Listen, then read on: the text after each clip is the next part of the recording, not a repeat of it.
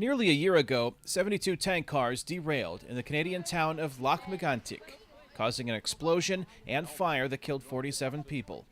The crude oil in the tank cars came from the Bakken Formation in the northern U.S. Several accidents since then have raised concerns over the volatility of Bakken crude. The U.S. Transportation Department recently issued an emergency order requiring shippers to test Bakken oil to ensure that it is properly classified before being transported.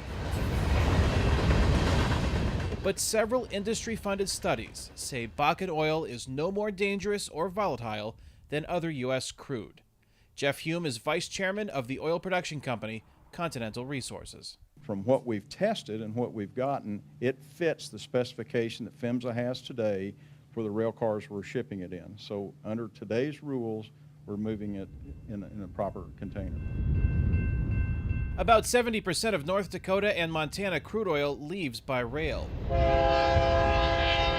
North Dakota Petroleum Council Vice President Carrie Cutting says shippers and producers are following government rules. All of those federal regulations that have been followed by Bakken since we started producing Bakken, as far as classifying it, putting it in rail cars, moving it safely, all of the things that the shippers and the producers have to do before it goes into that rail car, all of those rules were followed. The safety concerns about rail have underscored the benefits of pipelines, but North Dakota State University economist Dean Bankson says they are in short supply. A big issue in the state right now is the lack of pipeline capacity, and that the pipeline capacity to take the crude oil out of the state ends up with large price discounts.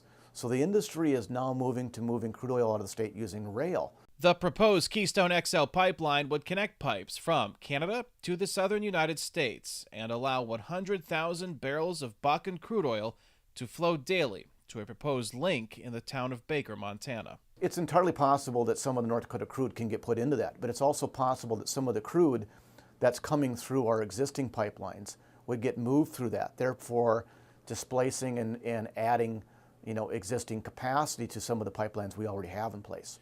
But concerns about the environmental risks of the Keystone XL pipeline have put it on hold.